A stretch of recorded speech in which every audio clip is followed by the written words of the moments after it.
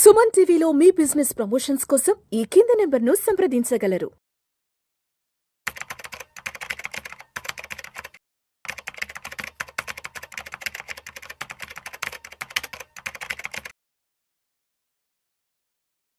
నమస్తే రేవంత్. హలో అండి. Revanth, welcome to Suman TV and welcome to Vishnu talks. Thank you sir. So Revanth, మనం కొన్ని ఫైనాన్షియల్ కేస్ స్టడీస్ కి సంబంధించిన సిరీస్ ఆఫ్ వీడియోస్ చేస్తున్నాము. అవును. సో నేను కొన్ని ఆర్టికల్స్ ఇంగ్లీష్ మ్యాగజైన్స్ లో నుంచి అక్కడ ఇంగ్లీష్ లో ఉన్న ఆర్టికల్స్ నేను తెలుగులోకి రాసుకుని మనం మాట్లాడుతున్నాము, డిస్కస్ చేస్తున్నాము.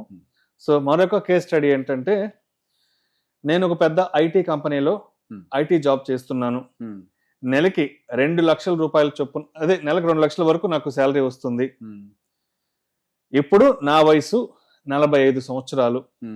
నేను ప్రతి నెల 20,000 రూపాయల చొప్పున ఏదైనా సేఫ్టీ అండ్ సెక్యూరిటీ ఉండే స్కీమ్స్ లోనో ఫండ్స్ లోనో ఎక్కడైనా ఇన్వెస్ట్ చేద్దాం అనుకుంటున్నాను. ఇప్పుడు నా వయసు 45, అంటే వచ్చే 10 ఏళ్లకి నాకు 55 వస్తాయి. ఇప్పుడు మా పిల్లలు ఇంటర్మీడియట్ చదువుతున్నారు. మరో 10 ఏళ్ల తర్వాత మా పిల్లలకు కూడా 26, 27 వరకు వయసు వచ్చేస్తుంది. వాళ్ళు కూడా అప్పుడు పెళ్లిడికి వచ్చేస్తుంటారు. కాబట్టి మరి ఇప్పటి నుంచి నేను ఇన్వెస్ట్ చేద్దాం అనుకున్న అమౌంట్ మరో 10 ఏళ్ల తర్వాత మా పిల్లల పెళ్లి అవసరాలకు ఉపయోగపడేలా ఇన్వెస్ట్మెంట్ చేద్దాం అనుకుంటున్నాను. మరి దానికి సరైన ఎంపిక ఏదంటారంటూ కూడా ఆర్టికల్లో ఉంది. సో బేసిక్ గా ఆయనకు 2 లక్షల శాలరీ వస్తుంది, 20,000 రూపాయల చొప్పున ఇన్వెస్ట్ చేస్తాము అంటున్నారు. So when you take it in percentage, it is 10% of his total income. Okay, ఇప్పుడు ఆల్రెడీ 40 సంవత్సరాల వయసు సుమారు 45. సో మాక్సిమం 55, 10 ఇయర్స్ మర్యాదగా షాల్వా వేసి మరి బయటికి పంపించేస్తాం. అంతే. Thanks for your services. ఆ తర్వాత ఇంకా ఆయనకి ఇన్కమ్ కూడా లేదు. So the point here is, first okay, పిల్లల పెళ్లి కోసం డబ్బుల్ని సేవ్ చేయాలనుకుంటున్నారు, మంచి విషయం. పిల్లల హైయర్ ఎడ్యుకేషన్ కానీ ఎట్లా ఉద్యోగంలో ఉన్నారు, దాని నుంచి కడతారేమో, మంచి విషయం. ఇప్పుడు ఇంటర్మీడియట్ అంటే పిల్లలకు 25-26 వచ్చేసి అప్పటికి అంతే ఇంచుమించుగా. సో బేసిక్ గా ఆయన కొద్దిగా ఉద్యోగంలో ఉండగానే పిల్లల చదువును కూడా లాగిచ్చేద్దాం అనుకుంటున్నారు. అది కూడా okay, not a big problem. కాబట్టి పాయింట్ హియర్ ఈస్, 20,000 రూపాయలు నిజంగా మీ పిల్లల పెళ్లిని చేయగలుగుద్దా?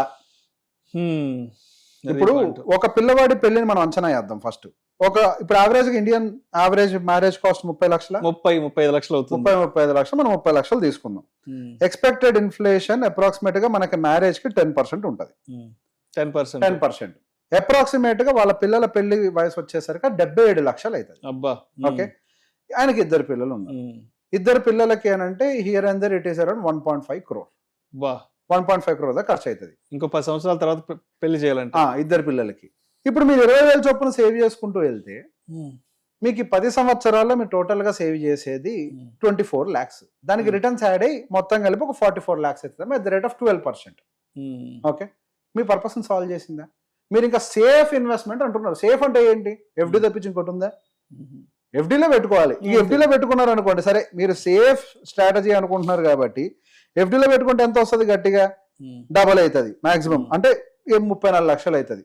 మీరు 20 లక్షలు పెట్టి ఇంకో 10 లక్షలు యాడ్ అవుద్ది. కనీసం మ్యూచువల్ ఫండ్ లో పెట్టుకుంటే అదో 44 లక్షలు అవుతుంది at least base case scenario. So the point here is, నేను 20,000 పెడతా, నేను ఆ పిల్లలు పెళ్లి చేయాలనుకుంటున్నా, this is the wrong question. Question itself is wrong. అడగాల్సింది ఏంటి? నా పిల్లలు పెళ్లి చేయాలనుకుంటున్నాను, నేను ఎంత సేవ్ చేయాలి? ఇది రైట్ వే. ఇక్కడ ఏమవుతుంది అంటే, మన మైండ్ సెట్ ని రీసెట్ చేయాలి ఆడియన్స్ ది. నేను 20,000 సేవ్ చేస్తాను అంటే అనుకోవచ్చు, అరే నా దగ్గర మిగిలే డబ్బులు ఇంతే, నా దగ్గర ఇంతే మిగులుతున్నాయి కాబట్టి ఇంత సేవ్ చేయగలుగుతానని చెప్తున్నానని. ద పాయింట్ హియర్ ఇస్, 2 లక్షల జీతం వచ్చే వాళ్ళకి 20,000 సేవింగ్ ఇస్ వెరీ స్మాల్. ఇక్కడ మనం ఓన్లీ పెళ్లి గురించి మాట్లాడుతున్నాం. అలా రిటైర్మెంట్ లైఫ్ ఎట్లుందో మనకు తెలియదు. ఎట్లాగో సాఫ్ట్వేర్ ఎంప్లాయ్ అంటున్నారు కాబట్టి పెద్దగా ఏమీ సేవింగ్స్ ఉండకపోయి ఉండొచ్చు. మహా అయితే ఇల్లు ఉంటుంది సొంతంగా, కారు ఉంటుంది సొంతంగా, అవతలేమి ప్రొవిడెంట్ ఫండ్లు, పెన్షన్లు ఏమి రావు అక్కడ, ఏవి రావు. మనమే ప్లాన్ చేసుకోవాలి. మరి ఆయనకి రెంటల్ ఇన్కమ్ ఉందో లేదో నాకు తెలియదు.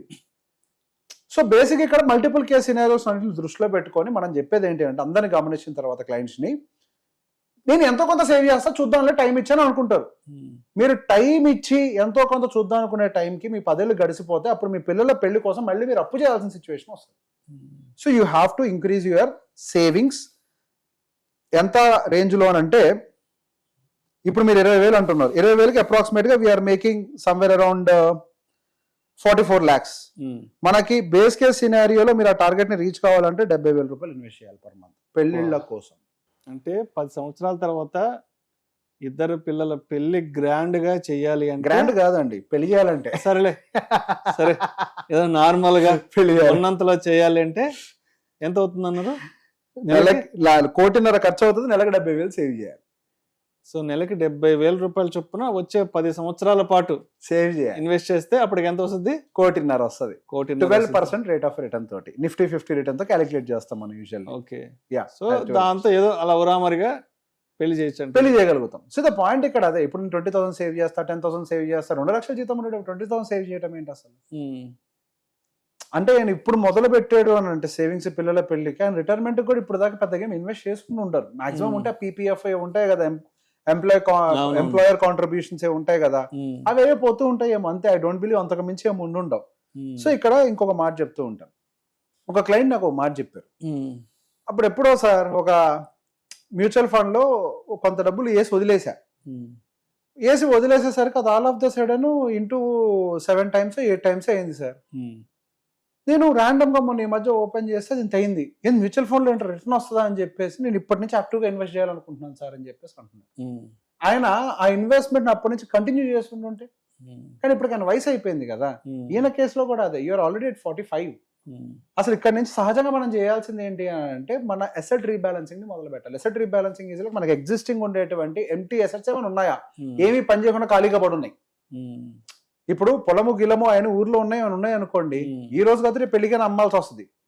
దాని బదులు ముందుగానే మీకు టైం ఉంది, 10 years టైం ఉంది. ఇప్పటికిప్పుడు అమ్మమ్మ నేను చెప్పట్లేదు, మంచిగా బేరాలు పెట్టుకోండి, టైం చూసుకోండి, ఆ డబ్బులు ప్రాపర్ గా పిల్లల పెళ్లిళ్ళ కోసం మీ భవిష్యత్తు కోసం రీఅలోకేట్ చేయడం మొదలు పెట్టండి. రీఅలోకేషన్ ఆఫ్ అసెట్ లేకపోతే మీకు ఎట్టి పరిస్థితుల్లో కూడా ఫ్యూచర్ లో సర్వైవ్ అవ్వడం సాధ్యం కాదు. ఇప్పుడు 2 లక్షల జీతంలోంచి 70,000 మీరు అటు కట్టాలి అని అంటే, మీరు 2 లక్షల నుంచి 20,000 కడతా అంటున్నారంటే అర్థమవుతుంది you have lots of commitments. ఉంటాయి, చాలా కమిట్మెంట్స్ ఉండుంటాయి మీకు ఆల్రెడీ. ఈఎంఐ చాలా ఉండుంటాయి. పిల్లలు కూడా ఇంటర్మీడియట్ అంటే ఖర్చు ఉంటుంది, ఏదో బీటెక్ ఉంటుంది, అవును చాలా ఖర్చులు ఉంటాయి. సో బేసిక్ ఇక్కడ నేను సేవ్ చేయాలని నిజంగా 70,000 సేవ్ చేయలేరు. Only one and only ways reallocate your assets. Okay. ఒక క్లయింట్ చేశారు ఇంతకు ముందు, ఎప్పుడు నాకు వచ్చి చెప్పారు. ఆయన ఎగ్జిస్టింగ్ ఏదో ఒక కొన్నాడంట, ఆయనకు ఎంగేజ్ లో ఒక చిన్న స్థలమో పొలమో ఏదో చిన్నది కొన్నాడు.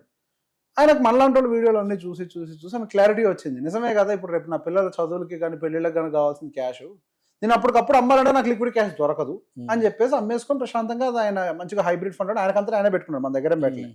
ఆయనకంతా ఆయనే పెట్టుకున్నాడు. మంచిగా వచ్చి ఎప్పుడు సంతోషం అనిపించింది. Very good. ఇప్పుడు ఏంటి, ఇప్పుడు రేపు పిల్లల పెళ్లిళ్ళకి కానీ దేనికన్నా డబ్బు కావాలంటే మీరు భయపడాల్సిన అవసరం లేదు కదా. You have lots of enough cash అంత ఉంది. సో బేసిక్ ఎప్పుడైనా సరే ఫిజికల్ అసెట్స్ నుంచి ఫైనాన్షియల్ అసెట్స్ లోకి, ఫైనాన్స్ రిలేటెడ్ నీడ్స్ లో మనం పుష్ చేయాలి. ఇప్పుడు marriage is a financial need. ఆస్తుంటే పెళ్లి కాదు, దానికి క్యాష్ కావాలి.